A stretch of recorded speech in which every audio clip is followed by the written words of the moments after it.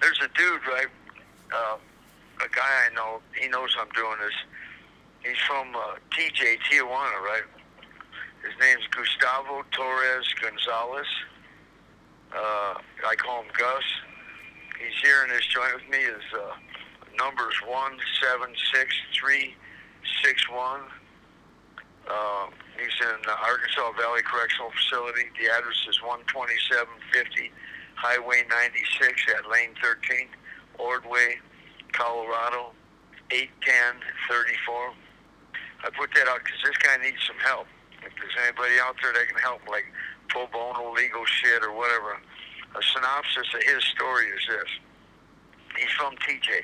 His father was involved in the drug organizations down there in Mexico and up into California and all that. Apparently he got crossed up somehow with them because when he got back down to TJ, the drug organization snatched him up, snatched the whole family up, made them watch while they shot the father in the head, killed him. And then there were some allegations on Gus, and he was a youngster, and somehow he was running some of his own loads across the border or something. So they were going to kill him. They had him chained up in a shed with a bunch of decomposing corpses, dead motherfuckers that are already in there. Then they realized he didn't, but they wanted to make him work for them. So he was up in California with his moms and brother and sister and all them. Every time his moms would see a strange car or something, she'd move the family again because she's scared they're all going to get whacked. Anyhow, so finally, and then Gus gets in a car wreck, and he was a youngster and gets organic brain damage, so that the way it affected him is when he'd wake up in the morning, or even if he was awake, but he got bent down at an angle, leaning over like 45 degrees or more, he would be almost like a semi-epileptic fit. He'd go into a state where he wasn't sure it's a dream or reality or what it is, right? So anyhow, he's paranoid, so he's getting the fuck out of California. He goes to Colorado. He's in Colorado here. He's working for some guys. He's doing some legitimate work, construction work, tile work, yard stuff, cleaning shit up, doing handyman stuff, all that. So he was cleaning a yard, kind of a vacant yard with a vacant house right there with some old junker cars and shit. He was doing this for another guy. He'd clean it and he'd get paid for it. And he's doing legitimate work. Anyhow, the guy he's working for, his old lady on the side is having sex with another guy. Well, they get busted out, and it's not Gus that did it, but somehow the other guy that's having sex with the female thinks it is. So he smuts Gus down, puts a thing on him on stealing some dope or whatever, and he convinces like it was 3-4 guys to kidnap him and kill him. So they kidnapped him. They got him in a garage, got him chained up in the garage. They're stun gunning him with stun guns and all that. And then these dudes that are going to whack him, they hear this guy say something to Gus to the effects about this female, and they said, hold it, this is about some female? And they realized, and Gus told him, yeah, I ain't did nothing. This guy here has got some shit going on with this other dude's wife. That's what this is all about. And I'm not even the one that busted that shit out. So the dudes cut him loose. They said, get on, man, just go. You're getting your life back. So the dude that smutted him down, got him jacked up from the first place. Now he puts $1,000 contract out on him. And Gus knows this because another female, a different one, a youngster, comes up and warns and says, listen, this guy put $1,000 contract on you to kill you, to shoot you, something to get you. And any tweakers that'll pick it up, he's going to give him $1,000 cash. So Gus is driving down the street in a car with another dude, and a dude comes up on him and starts firing on the car. He's one of these fucking guys trying to pick up this $1,000. So Gus gets a gun. Now he's got a pistol. And he was told, get a gun, man, because you got these idiots running around. So fast forward, he's working on that vacant lot. And he'd been there before, working, cleaning up shit, cutting grass, all that. And he was supposed to be pumping tires in an old kind of rusted out car. And the dude whose old lady was fucking around, this is the guy that had been hiring him for all this other stuff, had hired him for this. He's going to come driving up with a trailer that they put this old car on. He's going to take it back to his property and do whatever he does with it, renovate it or do what the fuck he's going to do. Take parts off it or whatever. Anyhow, so Guts is there with a compressor trying to fill the tires up with air, and it ain't working too good, and because they're rotted out tires and shit. And a truck pulls up, and it's on outside the fence.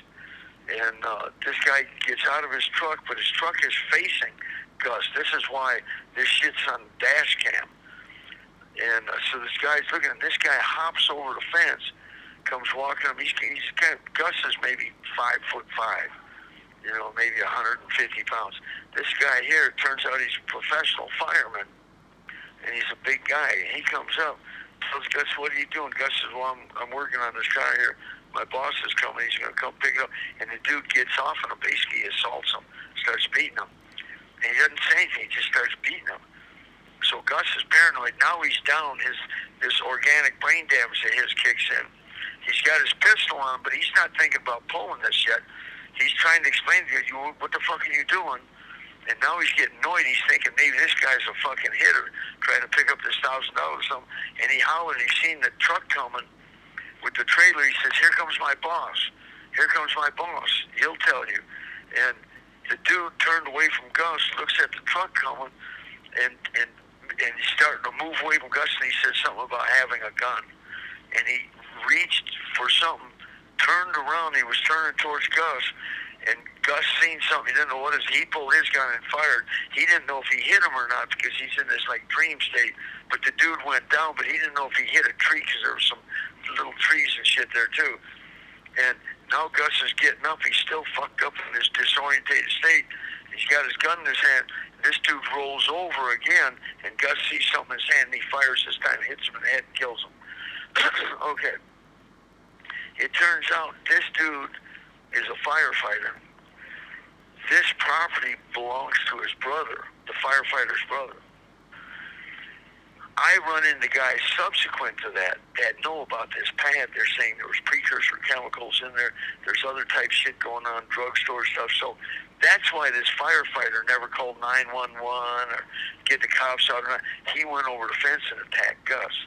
But Gus don't know anything about any of this at the time. Okay, so this young female comes and picks Gus up, takes him away, and Gus says, "Man, I ended up doing something fucking bad." He didn't know the guy at this time, the guy's a firefighter or nothing. He don't know nothing. He thinks it's the fucking hitter trying to pick up $1,000 on him. So she's taking him away. He goes to back to his boss, and they put him in like a trailer house, and they call the police on him. Now this dude he was working for is from California, and just the way he's acting, and he's got the fucking warbird on his belly and all that, I think he's a hideout government witness from California, to be honest with you. That's what I think he is. Even Gus told me later, he said he thinks he's a hideout from California.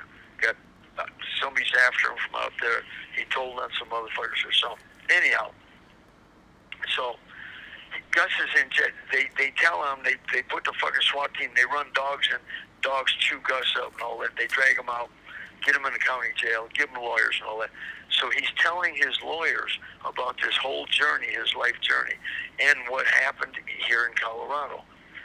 And you got to understand his mindset coming from where he's come from. Motherfuckers getting killed, father getting killed, people getting killed all the time down there in TJ, down in Mexico, the drug organizations, the whole trip. They tried to kill him, had him chained with a bunch of dead bodies, all that. And then this whole fast forward, this whole shit going on in Colorado with this fucking guy smutting him down about stealing some drugs somewhere. It was really about this female trying to get him whacked and then putting a $1,000 contract on him. So in his mindset, not even factoring in at first this illness, he's got this organic brain damage. He's on point because he comes from environments you got to protect yourself or you're going to get killed. And now he's got motherfuckers putting contracts shit on him. So he's explaining this to his lawyers. He's got a sister in California, a brother in California, all that will tell him his whole history from Tijuana through Mexico up into California, the whole trip. And he had some witnesses there in Colorado here that would explain this shit about the contracts on him and all this other stuff. Well, his lawyers aren't doing their job, so he's sitting in a courtroom. The whole one side of the courtroom is firefighters and law enforcement, and they're mean mugging him. He's over on the other side. He ain't got nobody there with him. His fucking lawyers ain't doing their job, and he's tripping because he knows these fucking cops and firefighters want to down him. They want to kill him. And because they're trying to play this dead fireman like he's the, a pillar of the community and all that. And they're covering shit up. They even covered up the fact that he had a gun. They were covering up motherfucking the dash cam shit, all this. And Gus also knows there's $1,000 contract on him, so he's really not safe in the county jail. So he started going to trial, and he's trying to get his lawyers get their shit, do their pretrial discovery stuff and all that, get this information. Because the bottom line is, he should have been found not guilty by reason of self-defense based on the totality of the evidence, or at worst, a voluntary manslaughter. Anyhow, none of this is going down. Finally, he can't take it no more. He's under duress. He's fucked up. He tells his lawyers, I'm done. In the middle of trial, I'm done. Just shut this shit down. I'm pleading guilty. They pled him out to first-degree murder and got him a life without parole. And just to get him, and he at that point, he ain't even tripping on it. He's trying to get the fuck out of the county jail so he doesn't get whacked. Now, once I got up on his story and all that, I'm trying to figure out how we can get this guy some help. He needs somebody that's willing to do some pro bono work, investigate. There's witnesses they can contact that will tell him all this shit, the whole thing, and get all this in. That's what he really needs. He needs to get this back in court, because bottom line is that's straight up ineffective assistance counsel. They should have never pled him out first-degree murder. He never committed first-degree murder. They didn't even commit murder, period. At worst, I'm telling you, it's voluntary manslaughter. So he just got fucked around. But his name's Gustavo Torres Gonzalez, and he's down here with me. And you got his number right there. I put his number on your line right there. So if there's anybody out there, especially like, in your area or California or whatever, you got a lot of activist organizations work with, Pisas and, Mexican Americans and all that are willing to help somebody. He needs some fucking help. You know what I'm saying? Mm. And I understand this day and age with all this illegals coming over the border, this and that, the fucking all this controversy and all this shit going on. There's a lot of fucking hard feelings this way and that way. But this guy got fucked around. This is a miscarriage of justice. Straight up miscarriage of justice. You know what I mean? So, that's my little story with him. You know what I mean? Yeah, that's not right, man. That's a hell of a story, too. Yeah, it's a terrible story, man. Terrible story. Was this the same guy you were telling me the other night where his dad, and he had to kill his dad? No, his dad got killed. Oh, okay. The drug organizations got his whole family, snatched his pops up. And his pops had to go back to TJ. You know how it is.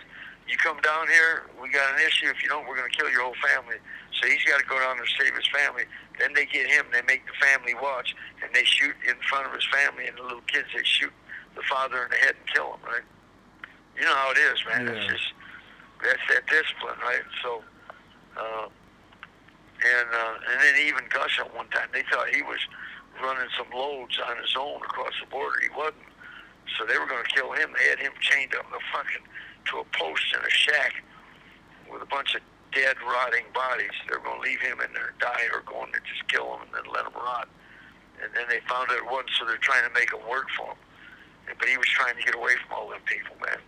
And finally he came to Colorado, which, didn't turn out too well. You know what I mean? Yeah. So. Well, I'll get this up, and we'll see what happens. I'm sure there's. Yeah. I'm sure there's a lot of lawyers and stuff that listen to this stuff, and you never know. You might get lucky, man. Yeah, absolutely. And organizations and all that, you know what I mean? Yeah. I had a cellie when I was out there in California. I left him in high desert, named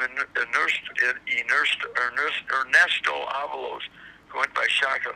He was doing life without. He was a farm worker. He worked a lot of fields and all that. Good guy, man. And he worked 5 fields one day, and then he was getting really carried really bad by the fucking foreman, and he snapped and beat the fucking foreman to death with a shovel. But I'm going to tell you something, he had a lot of neurological damage. And I was writing, when we were selling this before I got kidnapped out of that motherfucker and run this way, I was writing to farm, the Cesar Chavez farm workers things and all this type of stuff down there, Southern California and stuff, and different spots. I was trying to find out if we could get the soil samples or the water samples of the fields that Shaka was working in. Because if we can show, he was showing the signs of manganese intoxication, man, which is the shaking, neurological damage, and all that, uncontrollable violence where you snap. Oh, that's what manganese does.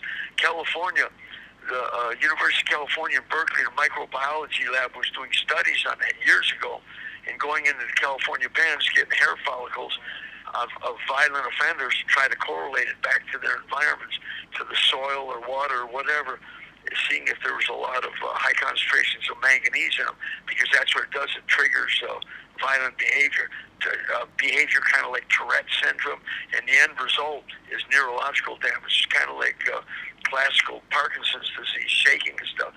And Shaka had those symptoms. That's why I was saying, man, if we can show that you got high concentrations of manganese in you, I guarantee I can get your case dropped down to a voluntary manslaughter.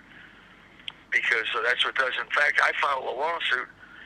Me and Bruiser, a buddy of mine, Ronnie Bacino, and another guy, Hell's Angel dude, I forget his name now, good dude out of Connecticut.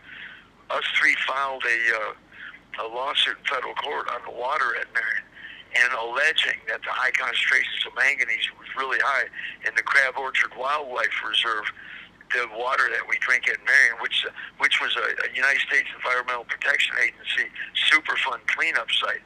They had all kinds of cancer-causing things, furans, PCBs, polychlorinated biphenyls, dioxins, everything. But the manganese was through the roof.